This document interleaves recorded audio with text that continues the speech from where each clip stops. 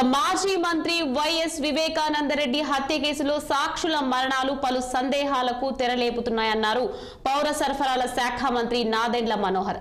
జనసేన ఆవిర్భావ దినోత్సవ కార్యక్రమాల పరిశీలనకు విచ్చేసిన మంత్రి మాజీ సీఎం జగన్మోహన్ రెడ్డిపై తీవ్ర విమర్శలు చేశారు. వైసీపీ నేతలు విపక్షాలపై కక్షపూరితంగా వ్యవహరించారని నాదెండ్ల విమర్శించారు.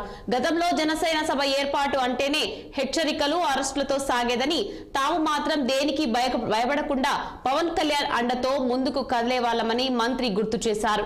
ఎలాంటి విద్వేషాలకు తావు లేకుండా రాష్ట్రంలో కూటమి పాలన కొనసాగుతుందని తెలిపారు మంత్రి నాదెండ్ల.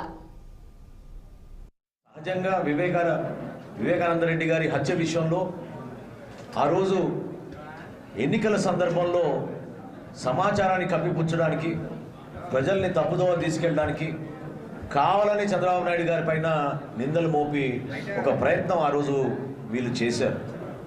చివరికి సిబిఐ అధికారుల్ని కూడా రాష్ట్రంలో అడుగు పెట్టనివ్వకుండా చేశారు.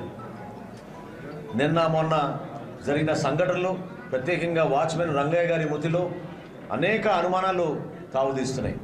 ఎందుకంటే ఒక హత్య జరిగిన తర్వాత క్రిమినల్ మైండ్ సెట్తో ఉన్న వ్యక్తులు ఏ విధంగా వ్యవహరిస్తారో మనం కొన్ని సమాచారం తెప్పించుకుంటే ఆందోళనకరంగా ఉంది. అనేక అనుమానాలు ప్రతి ఒక్కరిలో కూడా కలుగుతూ ఉంది. నన్ను కూడా చాలామంది అడుగుతూ ఉన్నారు, 6 హత్యలు 6 మరణాలు ఏ విధంగా జరిగిపోయినాయి అని.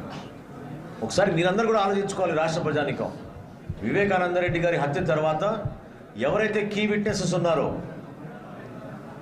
ఎవరైతే కుటుంబంలో అంతర్గత విషయాలు తెలిసిన వ్యక్తులైతే ఉన్నారో వాళ్ళందరూ కూడా విచిత్రంగా చనిపోయారు.